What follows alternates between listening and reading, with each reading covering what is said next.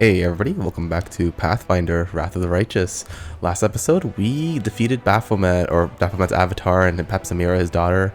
We came back through the Midnight Fane, we got back here to Golarion, we retook Drezen from the demons, and we awakened our inner Lich powers as Mickey Mouse. I'm now very much committed to becoming a Lich, as I always was. And yeah, Anivia here is heartbroken because everyone that she tried to save is now dead, and we're going to continue into the end game of Pathfinder. I think we're almost there, although there's a lot of quests. There's a lot of quests coming out, so yeah. Queen Galfrey stole my banner and has marched to Iz. I'm gonna go and kill her probably to get my banner back because she thought I was dead. Well, we'll show her. And yeah, let's keep going. Anivia, you have anything to say to me? Look who it is. I like how this doesn't change. Do you remember when I asked about your dream? You said you could learn how to bake bread. Could you tell me more about that? This is for Arueshalae. I can see you. You can come out now.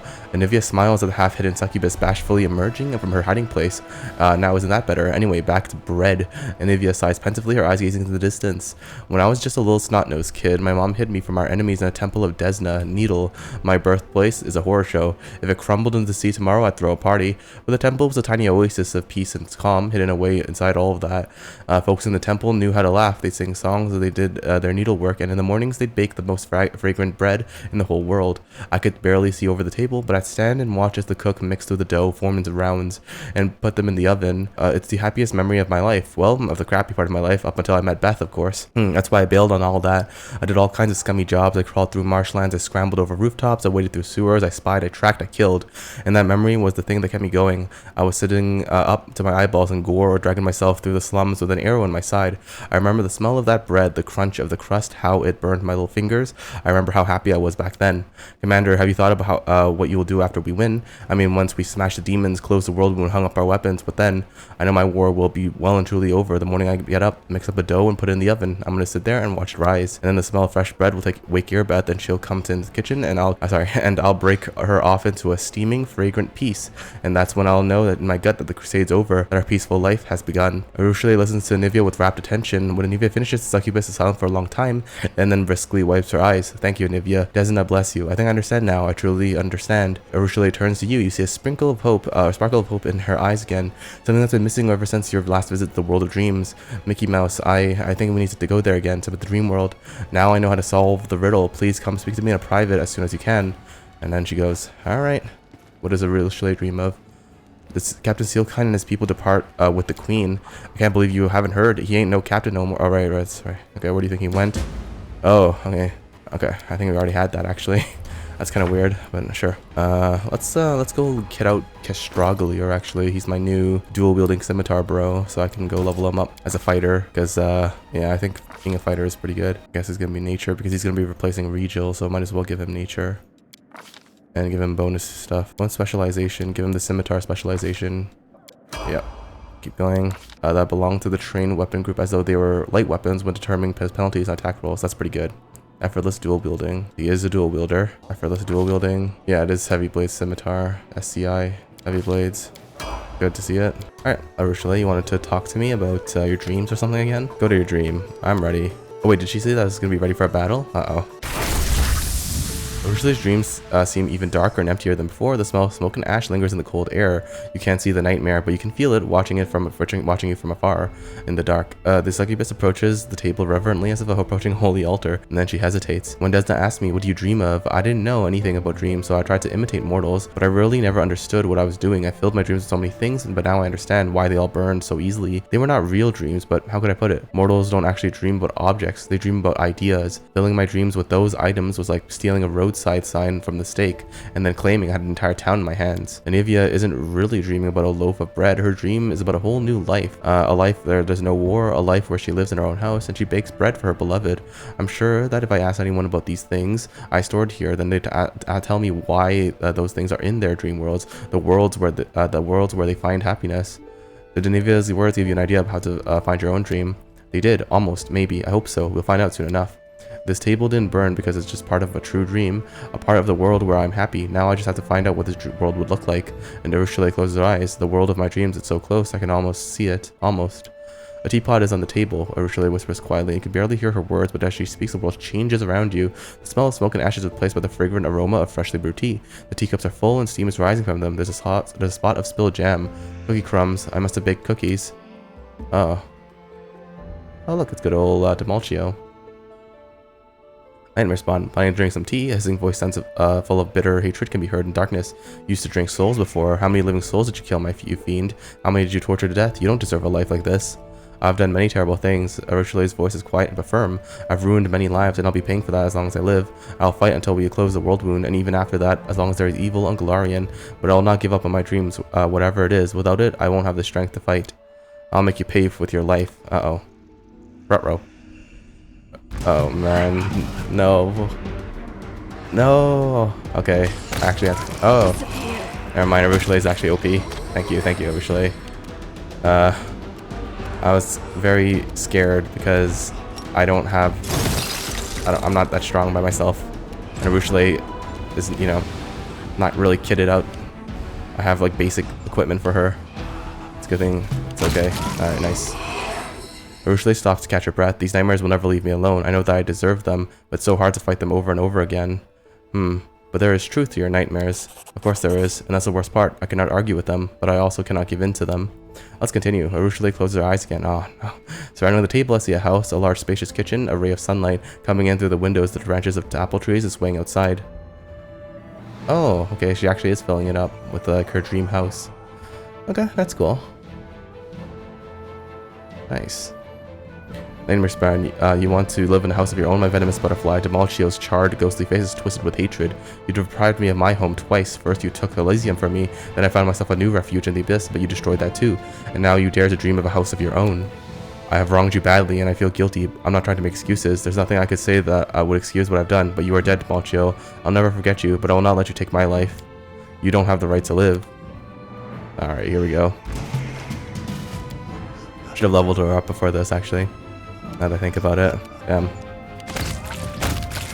Damn. Okay. He's wrecking them.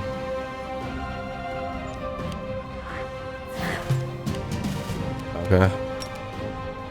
I can shoot them off outside the window. That's hilarious. Alright. Arueshalae looks pale as she wipes away the sweat and tears from her face. You're so close to finding your dream. You're almost there. Yes, I want to see it through to the end. A kitchen, a teapot on the table, and who's sitting at that table? Look, that's me. Oh. She popped up a clone of her. That's nice. The dream of yourself in the third person. But I'm not alone. Who's with me? It's you. We're laughing. We're carefree. And we're happy. We're drinking tea and reminiscing about days gone by. Oh, it's me. Nice. We're all having fun there. But it's not just the two of us. All my friends are there. Oh, okay. Wait, who's that? Okay. Oh, is that Ramiel? Oh, okay. This whole time, this is what I really wanted, a house of my own, friends, maybe even a family. Family isn't what the word mortals use to describe people who fill them with happiness. The people they love, they can't live without. You can't be happy, you scum. You don't deserve happiness. The nightmare's hiss grows into a deafening roar.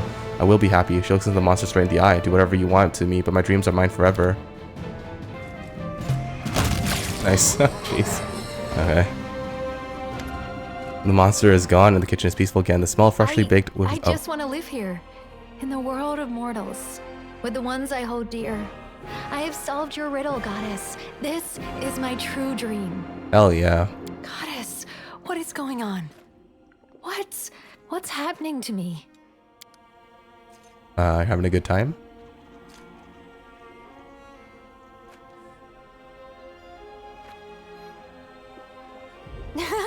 I have changed. I can feel it. The abyss has relinquished its hold on me. I am not a monster anymore. Oh, Desna, this is so wonderful. And so what just happened? I don't know, but I can feel that everything has changed. Myself, you, everything in the world. Oh, goddess, this is so beautiful. I had no idea that the world could be so beautiful. So how do you feel? I've never felt better. Everything that I hated about myself is gone. I look at you and I don't feel hunger. I don't want to kill. All the unholy cravings I experienced as a demon, they're all gone. Now I just want to be happy, to live and to love. Oh, so your touch no longer drains the life from others. No, I am not a monster anymore. Not a predator, not a weapon. Just a woman, like any other female mortal. So what will you do now? First, I'll help you in this war. We'll close the Worldwound once and for all. And then, you know, I've done so many bad things. My redemption doesn't automatically cancel out all the evil I've done. The people I murdered are beyond salvation now, and my nightmares won't let me forget that. Murdered? But I can still save the others, those who are still alive and in need of help. Okay, so you found your dream. Congratulations. Yes, I have.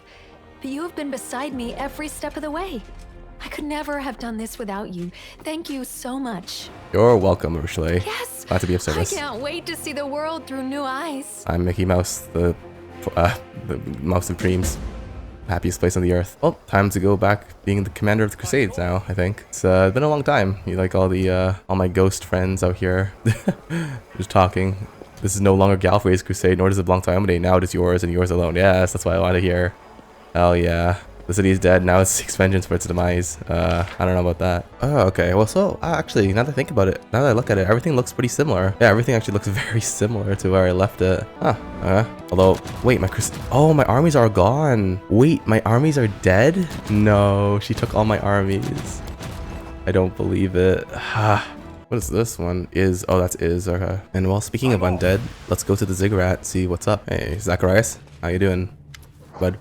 Zacharias throws his hands up in a mock surprise. This is really happening. Has the commander of the Crusade finally torn himself away from the subjugation of demons and found time to speak with me? Have you conquered the abyss? Wait, don't answer that. You'll just bore me with details. We can finally begin the preparations of the ritual and turn you into a lich and release me from my stupid oath. What happened in Drezen after I left? After Galfrey witnessed your victories, she believed the Crusades were invincible. She mustered all her troops and then struck out at like a fist. And as far as I know, they're still there, slowly losing the war that will bring Mendev to its knees. What's the current situation in Drezen? The Ziggurat remains unscathed. When demons attacked Drezen, I did not think it wise to send our soldiers into the city, so we sealed ourselves in here. If poor fools wish to sacrifice themselves on the walls or perish on the streets, what is it to me? Where's my army? The Lich shrugs indifferently. They're probably bleeding to death near Iz, or perhaps their dead corpses are already in the ground, being eaten by worms. There are only a handful of soldiers left in Drezen who are still loyal to you, and most of them are in the Ziggurat. I want to discuss the ritual. The Lich rubs his hands together and cracks his bony knuckles loudly. Can you feel it? You are so close. Power is within your grasp. You just have to reach out and take it. I'm ready to undergo the ritual and become a Lich. We have so much to do. If you're going to make another attempt to extract your soul from your body, we shall have to make all the necessary preparations, but we shall have to do more than just prepare. We also need power, a lot more power than last time. However, I think I have a solution. We shall rebuild your Ziggurat and make improvements that will turn it into a vast spellcasting formation. The pattern of its architecture will create a sufficient flow of energy for the ritual.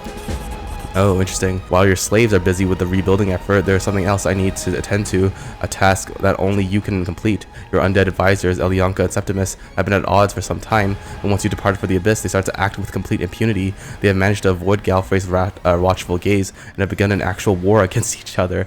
They are fighting in secret, wasting the strength of your soldiers for the sake of their petty disagreements and pointless bickering. This cannot continue. We need every servant, every zombie, and even every necromancer as we prepare for the ritual. Their forces are constantly on the move, but my ghost spies will tell you where to find these troublemakers. Put an end to their enmity. Your mastery over death must be undeniable, and your power absolute. Battlefield of the dead. Okay, interesting. Okay, what about Killer of Skulls? We've been waiting your return for quite some time, Master. We were besieged, but we managed to counter the onslaught. Describe the situation in the city. The gates of Drezen have been destroyed. The city walls have been breached. Many buildings have sustained critical damage. The demons slaughtered everyone they saw. If you had not come, the city would have been lost. However, the soldiers of the Worldwound are fleeing now, and we expect no new attacks in the next few hours. Okay. Your magic almost exterminated all life in Drezen. The demons that stormed the city were slaughtered, and the useless sutlers were transformed into servants ready for battle. Drezen is dead, but it is not fallen. I want to know what forces I possess. Almost all troops have been sent to the west on Queen Galfrey's order. Of those soldiers who stayed in Drezen, there were few still loyal to you. Necromancers, cultists, and the rest of your followers sought refuge in the Ziggurat. We successfully fended off 2 attacks of the Crusaders sent by Galfrey to execute your servants for criminal necromantic practices. After that, guards were posted around the Ziggurat. There were no breach attempts after that. We shall shall arrange at once for the necromancers to proceed and recruit fresh corpses for your army. There are plenty to choose from, and Drezen had a present. Yeah, I guess there are. The dead left in the cities does not constitute a considerable military force. Now that you have turned them into undead, they will be able to prove themselves useful in an onslaught on the Worldwound. How well is the ziggurat protected? Its walls are damaged yet still strong, and the guards are many and dangerous. Demons and Queen Galfrey's crusaders attempt to storm the ziggurat. We stood our ground, and we shall do so again. Oh, wow, the pillar is so cool. Everything is clear to me now. Okay, now what? Mythic quest. That's embrace. Upgrade the ziggurat. Oh, okay. It's enchanted, transform to colossal geometric sigil that focuses power. Turn into a giant arcane focus. Interesting. It's Chief Soul. Oh, look, it's Chief Soul. Chief Soul, slowly, barely moving, a formless figure shuffles towards you. When it finally draws near, you realize it's Chief Soul, but the state of him, the wound has desiccated him, drained him of his last vestiges of strength. His clothes are caked in blood, his eyes are glazed and rolling in his head, and black saliva trickles from his limply gaping mouth. Soul, is that really you? You're alone. Where are the other mongrels? Savamalekh, his lair, they're all there. Do you know where Savamalekh's lair is? Soul gestures vaguely in the direction he came from. There. Lann gives you a weird look. He's not himself. We need to get him to healers first. Maybe you'll remember once he gets some rest. Soul, what are you doing here? Soul stares at you for a while as if he doesn't recognize you, but his awareness slowly sharpens. Commander, to Drezen. Going to Drezen. Need to gather. Rescue. Easy. We'll rescue everyone. Alright, Soul? The commander is back. Everyone's going to be fine. Alright, escort Soul to Drezen. We're going back. We need your help immediately. Thank you. Soul calls finally. Commander, you're the commander. Needs to get to Drezen. There. We'll talk there. Oh, okay. Wait, we're going back to Drezen. Okay, wait a minute. Let's go talk to Lann and Soul. He's a ghoulish looking boy now. Chief Soul is looking better. Does he? Is he? His wounds have been bandaged. His gaze is more lucid, and yet he's still not the same peaceful old man you left in Drezen. His haggard, pale face bears the mark of emaciation and death. Commander is back, and show where my God, I can't believe it. Haha, you must be charmed or something. I bet Savamalekh thinks you must have died long ago, but here you are, wheezing away. Come on, then, tell us what happened. We need to hurry. What happened to the mongrels when I was gone? Soul lets out a wheezing, heavy sigh. At first, nothing unusual. We were just living our lives, and then the whole tribe got stricken with something. It was like a disease. Your arms ache, your legs ache, it tears from you from the inside. Nobody knew anything about it, and then you died. We all woke up. Soul thinks for a moment. Can't remember what came next. I remember opening my eyes, and I'm just walking out the gate. A guard stopped me, and I say, Lady Anivia Shorage. He doesn't believe me, and I just grab him, and no, I don't remember. I really don't. Soul shakes his head, as if he's trying to drive away the dark thoughts. Like a nightmare it was. Remember us walking along the way. I remember the white eyes of a demon, people screaming. It's sickening to remember. I can guess what's happening there. Savamalekh performed his vile ritual again. Yeah, she fed them human flesh, and then when that wasn't enough for some, he would sting them with his poison. Soul shudders. Those who survived became something else. Why were you wandering alone in the wound? Soul's face crumbles as if he's about to cry out. I'm old, weak, still good for nothing, not even for being a demon slave. They poured blood down my throat, and still I couldn't get the power all our tribesmen got. Sure, the demon just said, begone, Carrion. Let the wound kill you. You're on your last legs on the shame. Useless, I am. No, you're not useless. Savamalekh underestimated you, but you beat him. You survived, and you made the journey back. All I could ever wish for is to be half as tough as you are, Soul. Do you remember what Savamalekh is holed up? Yes, they were a ruined valley of temples, they called them. Soul frowns as he searches memory. You said something about a city hanging over a rift, an ancient city. The city of Iz. It's funny, the coincidence that we need to get there anyway, although it's not much of a surprise really. The demons are either cowards or idiots, so that's probably why Savamalekh is sticking close to Iz, so he can turn tail and run back to his friends if things get ugly. I see. So how are you feeling? Soul looks at his shaking hands. I'm done, Commander. My service is over. You said his poison makes us stronger, but my body can't take it. My time is short. If only I could know that my tribe will return, then I could lie down and die in peace. I'll bring your people back, trust me. We will, Chief. I've sworn to destroy Savamalekh no matter what it takes, and I'll keep my word.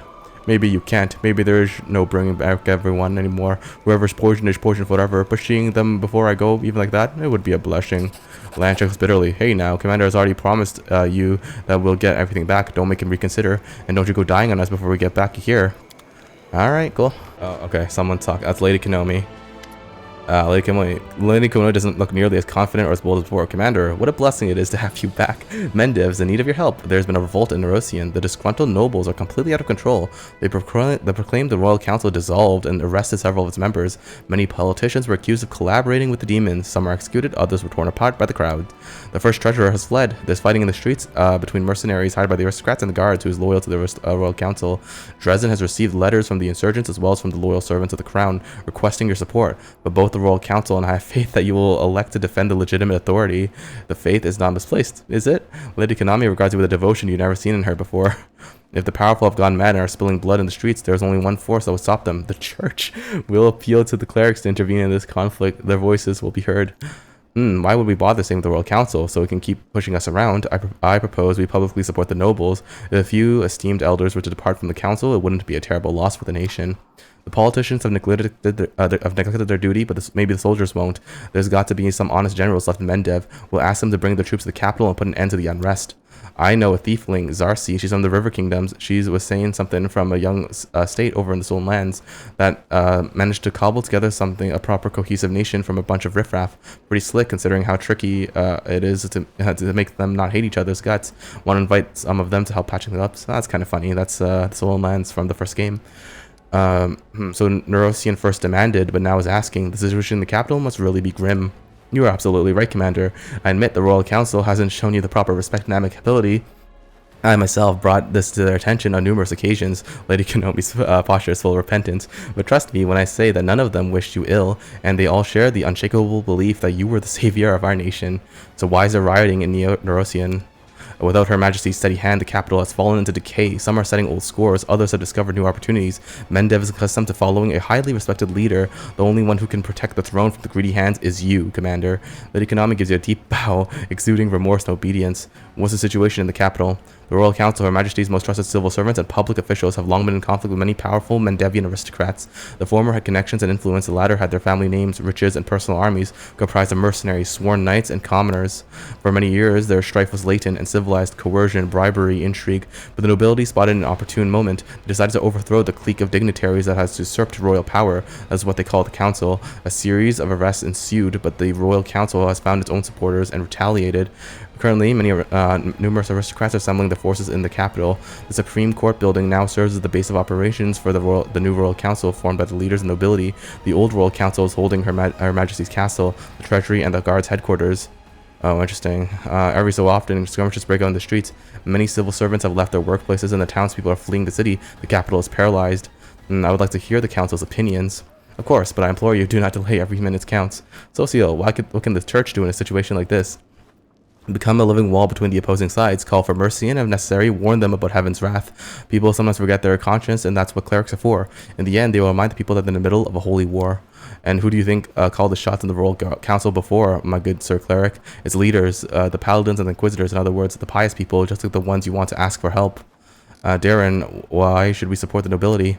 They will form a new Royal Council. It's certainly possible that they'll end up being exactly the same: hypocrites, boors, and schemers. But firstly, it'll be a new, refreshing set of hypocrites and boors and schemers. And secondly, they will remember who it is who helped them rise to power and won't demand at every turn that we kiss their banner. So we're just going to support the insurgents and bring even more havoc to Mendev. I get the feeling that the next parade in our honor should be held by demons. We're doing all the work for them. You're mistaken if you think that those nobles will be better than the Royal Council. They at least knew the boundaries that had been set by the Queen, but a band of nobles who sees supreme power will believe they are entitled to anything. I guess that's true. Lann, can we count on the military leaders to help us? A bureaucrat's oath is a little different from a soldier's oath. If the politicians have betrayed Mendev, its last hope is the army. Let the troops march into Nerosian and bring order back to the streets. That will cool everyone's heads. And that is a dangerous solution. The military doesn't like to surrender what they have captured, such as the mindset of a soldier. We run the risk of establishing a military dictatorship in Mendev. Lady Konami snarls with discontent. Give power to the belligerents. They'll order the nation around like a company and recruit on the parade deck. Years of careful diplomatic work will go to waste. No, soldiers are inflexible. They cannot handle such delicate matters. Woljif, what was that about the River Kingdoms? Zarsi, a friend of mine, was telling me about this kingdom in the Stolen Lands, how it was made. For centuries, all kinds of rabble and outcasts were gathered there, and then this new leader appeared, and the whole mishmash became a solid nation. So it got me thinking, if they're so damn good at making different sorts see eye to eye, so maybe we could put them to good use. They might butter up some folks and give others a scare, but whatever, it'll chill the hot hats, eh? Anyone who calls on foreigners to solve the country's problem is just asking for an intervention. We have no right to show Mendev's weakness to other nations. Alright, Lady Konami, do you really expect me to support the Royal Council? Commander, neither they nor I were ever your enemies. We were doing our duties, although we may have been unwise and presumptuous on occasion, but I assure you all mistakes have been addressed. By being generous, you will only demonstrate just how wrong the capital was about you and teach them a lesson. Wow, this is some small-time thief chatting up the judge stuff. Your Honor, I've seen the error of my ways. I was wrong, but I've learned my lesson. Please be generous. Cut the crap. We've been around. We know what those promises are worth. I've heard everything I need, and I hope you'll make the right decision. Okay, has the news of my deeds already reached Nerosian? After an elegant bow, Lady Kenomi gives you a piercing, searching look. Oh yes, your methods of repelling the attacks on Drezen were effective, but in terms of your reputation, they were disastrous. Was there really no other way to destroy the demon horde other than raising the dead en masse? Lady Konomi's voice is solemn, but a twinkle of amusement dances in her eyes. Oh, interesting. She pauses dramatically. How do you think Nerosian views you now? Should we... Well, and who do they think I am? A sly smile appears on her face. Why, the commander, of course. Believe it or not, you haven't been stripped of your rank. No army is being raised against you, and the temples, at least not yet, haven't condemned you as a sinner. Oh, interesting. Some refuse to believe the many awful accusations against you. Others would gladly believe them, but it would require a new crusade against you, and that would mean new sacrifices and expenses coming out of their own pockets. And others are entranced by you. In a country that has been waging war for a century, many have thought about the benefits of eternal life, and you gave them the right to express their beliefs out loud. Ah, hell yeah. Yes. Some would say their pernicious influence is corrupting Mendev, but I note you still have strong political support across all social classes, and I'm not concerned with questions of ethics. The disaster has been averted, and that's all that matters anyways. Are any living volunteers enlisted in my army? There are, and many more than one might think. Necromancy has never improved anyone's reputation, but it does promise immortality and undeath. You could use this to become more popular. Once they realize death magic is no longer so strictly prohibited, many Mendevians flock to Drezen to seek knowledge and eternal life in your service. Did the paladins, priests, and other adherents of the faith allow this? Let us just say that before the Fifth Crusade, there were many more devout people in the capital, but many of them went on to the Crusade, and here before the walls of Drezen, as well as in Is. They, I need not remind you of their fate. At any rate, it isn't easy to imagine a better time to be a rabble-rouser in Mendev. Without the watchful eye of the Queen and her paladins, the people began to breathe and think much more freely. Should we expect trouble from Nerosian?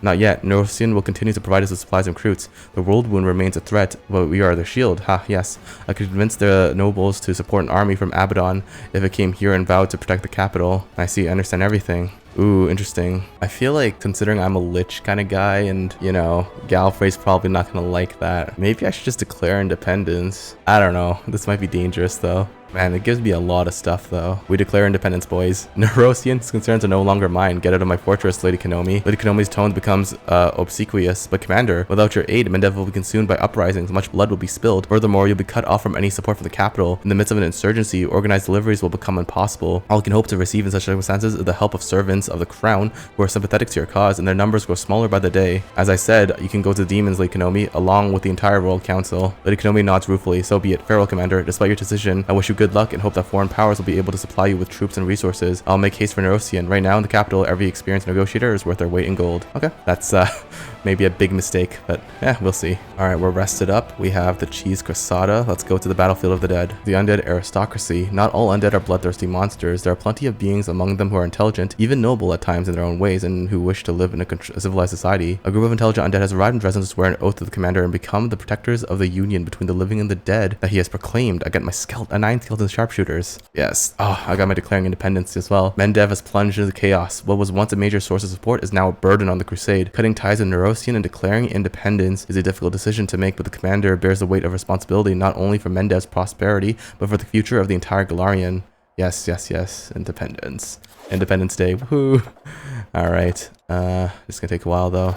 Alright, here we go. To the battlefield of the dead, where we'll hopefully stop our undead allies from killing each other. Let's see what happens though. Alright, here's the undead armies. Stake them, burn the bloodsuckers, rip out the ruled rotten hearts, or the pallid princess, crush them. The nefarious cultist has ensnared the land in its venomous tentacle. We must sever the tentacle and drive the cult from this place, so an end to the madness of the Whispering Way. Okay, Elyanka, Commander, you're here at last. I have discovered proof of this vile creature's betrayal. Help me put an end to his treachery. The vampire gives you a curt nod. Happy to see you again, Commander. Welcome back. I've had to deal with some parasites that have infested your home during your absence, and I could use a little help. Why are you fighting? Commander, a heinous crime has been committed. The vile Lich Septimus took advantage of your absence and staged a mutiny. He gathered discontented necromancers and your unhappy undead servants under his wing. They are weak-willed cowards and fools, but there are many of them, and together they pose a significant threat. I've no doubt the despicable bloodsucker had been plotting your demise from the very beginning. He came up with some pretense to attack me and my minions because we have always been loyal to you. Nonsense. If anyone has been trying to stage a coup, it is this demented hag. She began scheming the day you left Drezen, trying to convince your servants to follow the banner of the Whispering Way. She wanted to assassinate Queen Gallifrey and start a rebellion. I couldn't sit back and watch her poison seep into everything you have built. I sprang into action, and I'm not ashamed to admit it. Who gave you the right to waste the strength of my warriors in this useless feud? Elenka glares at you with a barely suppressed fury. I thought we were friends, but it does not look like you value our friendship. Such a neglect is dangerous. Sooner or later, you will need the help of the Whispering Way, and on that day, day, we will remember all the boons and slights we have received from you. Commander, I apologize, but I had to fight this monster. I used the resources that were at my disposal. I believe my actions were justified. She is irredeemably evil, and I could not allow her wickedness to continue. Okay, stop squabbling. I demand that you put an end to this meaningless quarrel. With all due respect, Commander, I cannot make peace with this insane fanatic. I've tolerated her presence for far too long. I can no longer in good conscience allow her to continue her wicked ways. She must die. Make peace with this wretched leech. Never. He must pay for his treachery. Oh my god, okay. Yeah, you know what? I think the servants of Urgathoa are a little too fanatical for me. Septimus, I've grown tired of this crazy old hag. Deal with her. The old woman looks at you indignantly. Her wrinkled fingers curl up like a bird's talon, and she grits her teeth angrily. This is a betrayal. We came here to assist you, but you're going to let this dirty leech hunt us down? So much for gratitude. You'll regret this decision. You've made the right decision. Now we have one final task to complete, and it should prove quite simple. This crazed lunatic has finally revealed her true nature. Let us cut off her head and be done with her. Ah, okay, here we go. Cool. The old woman wipes blood from her mouth. She straightens slightly, trying to face her death with dignity. Her eyes burn with an insane light. She opens her mouth to speak, but all she can manage is a low, angry growl. How dare you disobey me, Elianka? Because you are weak, because you are stupid, because you can't tell your true allies from a coterie of obnoxious fools who keep muttering sweet nonsense about a world where the living and the dead can coexist. You should have punished the leech for insulting me, but you pushed away the hand of friendship offered by the Whispering Way, and so that my hand reached for the dagger. Ah, okay. I will not serve your cult. I will subjugate it and make it serve me instead. She bursts into a fit of maniacal laughter. You think you are equal to the Whispering Way? Arrogant fool. You don't even realize how pathetic you are. Did you actually think you could defeat me? You think you are invincible? Ha! The assassins of the Whispering Way have cut short the lives of many arrogant rulers who believe themselves to be safe. If things have gone my way, you would have been the one crawling at my feet. Everything you possess would have been mine. Let us put an end to this. The woman grits her teeth and hisses angrily. I see only suffering in your future. You will suffer for eternity. My brothers and sisters will make you pay the price for your insolence. Alright. Oh. Jeez. Where the heck did that come from? Septimus is breathing heavily. The sight of the huge massacre has clearly aroused his bloodlust, and it takes him a moment to regain control himself. Commander, victory is yours. Elianka was a rabid animal. She should have been put down a long time ago. You have done well by ending her life. Alright. Elianka was a disappointment. Can I trust you? You have rejected the offer of friendship from the Whispering Way. Your decision gives me hope that you'll become a wise and enlightened ruler and a staunch and benevolent ally to Geb. I'm ready to give my life for you if it helps make this a reality, my gracious lord. The vampire gives you a graceful bow. Okay, we're done here. Let's go. You've done a good deed today, and no good deed should go unrewarded. Allow me to present you a small gift. Consider it an unofficial token from appreciation from Geb. I've been observing how your mythical power transforms your undead servants. It changes them. It gives them a lust for blood, just like vampires. Well, I decided to study this transformation. My studies have resulted in a surprising discovery. I found that the behavior of your undead can be changed further. Their hunger for blood could be modified to make them crave magic as well. Your undead can literally swallow spells like chunks of meat. They can't digest them, of course, but they are capable of belching the dangerous spells back at the enemies. In Geb, such servants are called spell eaters, but they can only feast on the magic of their master. Your living dead, on the other hand, can swallow enemy cantrips and spit them right back up. I will pass on my research logs and the ritual schematics to your magicians, and now with your permission, my knights shall execute the fanatics who served Elianka. Then they will round up the undead who are under her sway and deliver them to your officers. Okay, sounds good. Oh, I leveled up as well. Cool. Go Mickey Mouse. Ooh, level 18. Yes. So nice. That's it. Alright, Staunton. Yeah, sure. Let's take Greater Penetrating Strike. Good old Staunton. Good. Regill. Greater Penetrating Strike as well for Regill. That makes a lot of sense for me. Nice. Delamere. More Slayer. Yeah, let's take Wearying Strike. Whenever the rogue deals damage with one of her sneak attacks, also deals 1 point Constitution damage. Sounds good. Wearying Strike. Cool. Nice. Lann, your turn. Let's go Freebooter again. Yeah, I mean, I guess Abyss makes a lot of sense because I'm going to be fighting the Abyss, right? So yeah, Abyss. Favorite terrain, Abyss. Yeah, sure. Sounds good. Endurance, +2 athletic strength, fatigue and exhaustion. Nice. And Woljif. Get Danger Sense. Reflexive to avoid traps. Okay. Nice. Cool. I think we're looking pretty strong. Creating Spell Devourers. Skeletons get Vampiric Touch. Oh, I can restore my own HP. Oh, that's actually really OP. The hell? Okay. Yeah, I'll take that. Oh god, the actual thing here. Crusader. Oh, brothers, sisters, I'm having a vision. I see him. I see the commander, one of the disciples of the Holy Martyr. There he is, standing before me as if he were alive. A dirty, exhausted fighter in rusted armor jabs his finger at you, staring at you so intently that his eyes seem to almost bulge out of the sockets. Hey, Toil, look over there. It's definitely him. Don't be ridiculous. Oh, see him too. But where's the martyr herself? A heavy-set tiefling woman with broken horns and a convict brand on her cheek takes a hesitant step forward towards you. Doesn't seem like a vision. Hey, are you alive over there? Give us a sign. What are you talking about? Visions don't talk like that. Does that mean you're really alive? We all believed Ember, the Holy Martyr, perished in the Abyss along with Commander. commander and all her other disciples. Half a year has passed, but if you're alive, what happened to the preacher? Is she still alive? Where are you going? We're going to the unholy altar of Baphomet, the one shattered by the tears of our Ember, the righteous. The surviving Templars, led by the demon Thasgarad, decided that it was time to repair it and start making up sacrifices again since she was no longer here. They started with our former cultists. They keep them captive and kill them one by one. We don't abandon our own people. We're going to free them and shatter the altar into dust while we're at it, along with the demon and his minions. I won't lie to you, Commander, we could really use some help, but we have no time to gather reinforcements. Every hour we delay could mean a death sentence for one of our brothers and sisters. If you and the preacher decide to help us, we'll be grateful till the end of our days. If not, well, we'll somehow handle it on our own. If you decide to help us after all, remember to bring Ember with you. The demons will run as soon as they see her. Oh, interesting. So Ember has created a religion around herself. That's kind of cool. Who are you? We call ourselves the Redeemed Brotherhood. Who we are? Toriel scratches the brand on her cheek with gnarled fingers. The short answer is we're all scum. Convicts, deserters, looters, even a few former cultists. Those who heard our Saint Ember's preaching and decided it wasn't too late to do something better with our lives and throwing them into the abyss.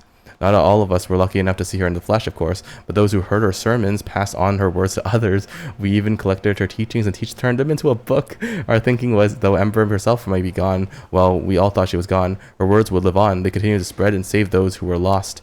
Once there were enough of us, we had the strength to fight back. So that's what we do now. We fight them everywhere we meet them. We didn't go with the queen. We decided to stay here and keep an eye on the city and surrounding area. Turns out we did the right thing since we met you here. Why are you calling Ember the holy martyr? Everyone knows Ember perished in the abyss along with the commander and her other disciples and thus became a martyr. Well, or so everyone thought until today. So what do you mean by disciples? Since when am I her disciple? Aren't you? You traveled to her party, listened to her preaching, and fought evil by her side. Okay, fair enough. What happened to your horns? I broke them off. The woman touched an uneven stump with her finger. I'm human, not a demon. No matter what they say, I am human. Oh, okay. So were you called a demon because you're a tiefling? Being a tiefling is only half of the problem. The real problem is this. The more evil you do in your life, the less good is expected of you. If you stole yesterday, you will also steal tomorrow. Isn't that fair? But if everyone treats you like garbage, all you can ever be is garbage. What other choice do you have? And if a thief has thorns on her heads, well, everyone knows what that means. They're a demon. What else could they be?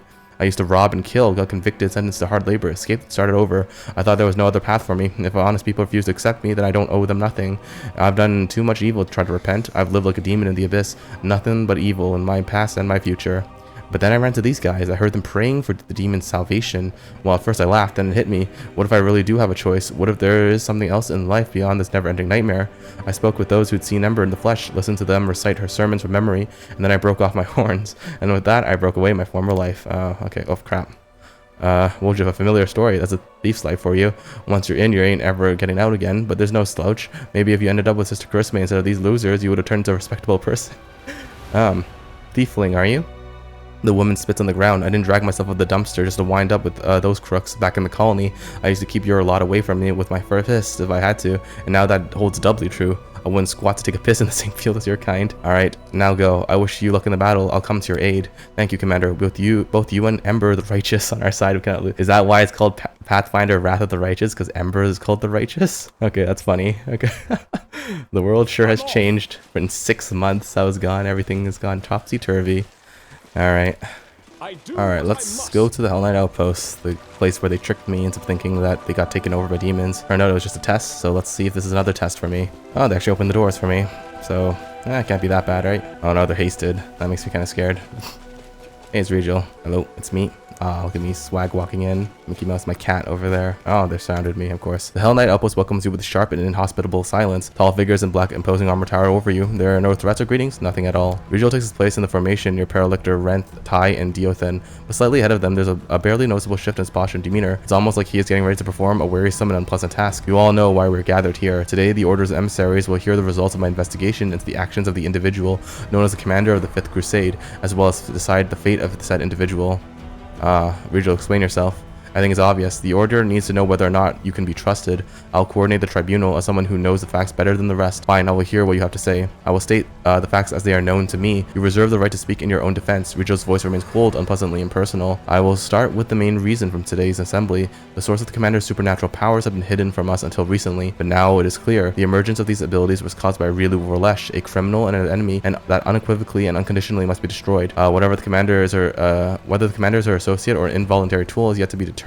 Maybe diplomacy. I'd neither cooperate with it nor obey her. Really? Okay. Well, that's bad. Oral testimony is insufficient in matters of such gravity. Let's continue. Aside from the source of power, there's also the matter of its application. I evaluate the way the commander has used his newfound power very positively due to its high effectiveness. It's time we absolved necromancy of its semi-legal status. But I am aware that not all in the order share this point of view. Whatever my power is, I only use it to oppose a Worldwound and to benefit the crusade. Regill pays no attention to your words. We must also scrutinize the commander's temperament. The main question of interest to us was whether we could rely on such an ally. What if he became a puppet in the hands of our enemies? To determine this, I took the liberty of staging a test that featured several treacherous demons. Oh yes, he did. The result of this test was exceptional. The demon is capable of seeing through demonic deception and can successfully resist their tricks if he wishes to. Alright, say nothing. Enough. Paralictor Aminos Renth raises his hand, calling for silence. He and the other Paralictors exchange glances and they nod in return. We have seen and heard enough. The verdict is clear. What we have heard is sufficient to conclude that all the accusations against the commander are unsubstantiated. Oh, great. We have no reason to suspect our ally of treason or associating with Arueshalae for Lich. From now on, the orders are prepared to provide all possible assistance to the Fifth Crusade. Regill listens very closely, sometimes nodding in accord with the words of his fellow Paralictor, then states in a weary and disagreeable voice, "I disagree and officially dispute this decision. Do you intend to maintain your cooperation with individuals known as commander of the Fifth Crusade, even after everything you have heard? Unbelievable. This stupid and perfidious decision puts you on the same page as with a demonic lackey we have been discussing." Paralictor Derange is absolutely correct. Nobody has better knowledge of a more in-depth experience in this matter than him. Eaker. Derange, that's enough. We are not going to argue like cantankerous old men. This decision is final, and you know that you have no means to dispute it. This is correct, I do not, but I have a different way of correcting your stupid, childish mistake. Regill narrows his yellow eyes and gives you a piercing glare. I hereby challenge you to a duel, Commander. Interesting. Oh, this is irresponsible of you, Derange, but lawful. I cannot interfere, even though I very much want to. The orders refuse to support you, and you are making a fool of yourself to soothe your wounded pride. Such behavior is not befitting of a Paralictor. Alright, agree to a duel, as you wish. Clear the room, make the necessary preparations. Oh crap, I'm a duel, Regill? Okay, spread out, give some space for the duel. Okay.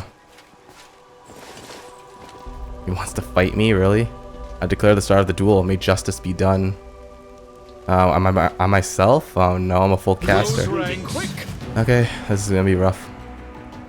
Alright, Regill, you piece of crap. Ouch. It hurts. Oh, he just the worm killed him. I guess that's Regill dead, huh?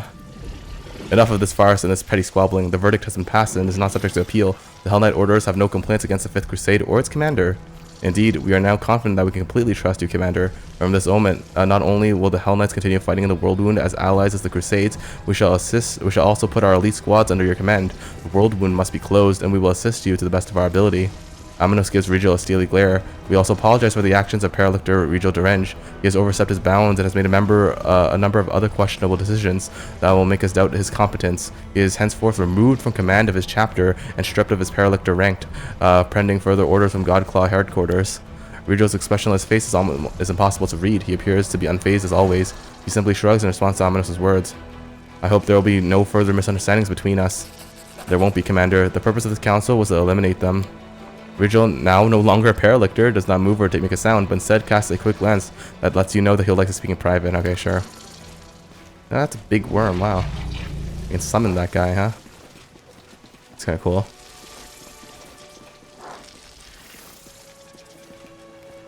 Well, I'm glad I didn't have to kill him. I believe I owe you an explanation, Knight Commander. Mickey Mouse. Regill does not appear to be shaken or perturbed by what just happened. His stern expression changes slightly for a fleeting moment, becoming calmer and more pensive. I believe I owe you... okay, I'm listening. First, I'd like to paint you a picture of the situation I found myself in shortly before we met. I was one of the first to receive the information about an individual supposedly chosen by the gods who appeared in Canopus. This message was followed by the news that the Queen of Mendev had appointed this person as the commander of the new crusade. The orders reacted in every conceivable way. I imagine that you and anything even remotely related to you was being discussed in every corner of every Hellknight citadel. Ah, I'm so famous. I did not have to be present to imagine the words spoken and the suggestions offered, nor the chaos. The orders often cannot agree, even among themselves. Anticipating the upcoming arguments, I submitted a petition and volunteered to attach myself to the new commander in order to assess his leadership and discover the true nature of his powers. Okay. But a good strategist looks far into the future. The role I gave myself was just the beginning. I watched and prepared contingency plans for every potential turn of events, such as if you turned out to be a menace that must be destroyed, or if you turned out to be a valuable asset and our best hope of triumphing over the abyssal host. An ally who must be supported, no matter the cost. I hope I'm the latter. I have been a Hell Knight for most of my life. I can see know that. the orders like the back of my hand. All our might, determination, and glory, as well as our weaknesses. Unfortunately, it was clear that not all of us would appreciate the tremendous potential of such an important piece showing up on the board. I could write dozens of reports, give you the most stellar of testimonies, and that still wouldn't be enough to convince the skeptics. Interesting. And what would you put in these reports? What is your honest opinion of me? I believe you are our best chance of healing the Worldwound once and for all. But there is more. I see you not as a tool or a game piece, but as an ally. Ah, how And a nice. commander with great leadership potential. Which is why it is so important to remove the division between you and the orders. So what will the consequences of the Hellknights' disapproval be? For you, the worst-case scenario would have involved a war on two fronts. Having said that, I do not think things would have gone that far. You have proven yourself to be an ally to the entire world, not a threat to it. Still, even the loss of support from the Hellknights or the hostility of individual highly aggressive orders could have cost your crusade dearly. I wanted to avoid that crisis. Okay, go on. Only a military tribunal would be able to resolve the issues between the Crusade commander and the Hellknights. As formal a hearing as possible, to assure the orders they had considered the case and had the chance to pronounce a verdict. The occasion also called for a sacrifice. A symbolic victim would reinforce the impression of a successful trial and a unanimous decision. Nothing bolsters the reputation of the accused like the public humiliation of their accuser. I was the obvious choice for the role. Oh, interesting. So he wants to embarrass himself so that everyone believes in me? Okay, that's interesting. That's an interesting way of doing things. So I organized this tribunal and did my best to ensure that the Paralictors arrived at the only correct decision, given the circumstances. Of course, this meant that my reputation would be destroyed, and I would be stripped of my rank. But that's inconsequential. Such losses are acceptable. Yeah, that's true. I mean, your Paralictor rank hasn't really done you much favors, I think, in the course of the story. I make no great fuss about the breaching, but I do realize the full scope of its effects. The Fifth Crusade is quite possibly my last campaign. The pressures of time pushed people to extreme measures, and I am no exception. My aim was more than simply to prevent the Hellknights from rallying against you. I wanted to strengthen your alliance, to give you a powerful army, a strong asset in the confrontation with the abyssal host. My gambit was successful. I am satisfied. Okay.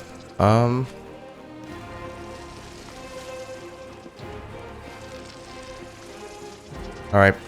Thank you, Regill. I appreciate your sacrifice. Your gratitude is unnecessary. I did what had to be done. Alright, sure. Now that we are entirely clear, let us return to the main objective. I still hope to see the matter of the Worldwound resolved once and for all. Yep, sounds good, Regill. Okay. I'm exhausted now because of his tiring critical focus. Okay, sure. I guess we go back home and sleep it off. Yeah, I guess we have to. Okay, we're done with the Hellknights outpost. That's Regill's companion quest finished. Pretty interesting, pretty interesting. I guess we go back to Drezen now. Well, I'm glad that I got the Hellknights on my side, I guess.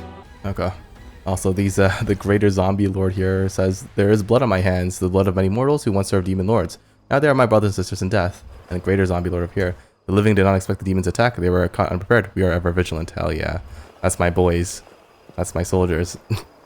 Alright. Back in the Ziggurat. Tell Zacharias everything is good in the undead world. Yes. I put an end to the feud between Elianka and Septimus. Very good. And any and all disturbances must be stamped out. Once the Ziggurat is upgraded according to the geometry of my ritual, we shall be able to proceed. When I was in the Abyss, I learned my mythic power is the product of an experiment by Regill involving congealed demon lord blood. What do you have to say to that? So there thence comes the crystalline vessel that is linked to your soul. Regill must have fused his demon lord essence with your being in a haphazard fashion. That explains why your power is so intractable. If I had been the one to oversee the process, such a thing would never have occurred. I am certain I could have achieved more, had I been the one to, seeking a way to transform this shoddy article into a semi-divine force. But unfortunately, you were created by an ignorant Sarkorian witch, and now I am left to contend with the consequences. Alright, thanks Zacharias.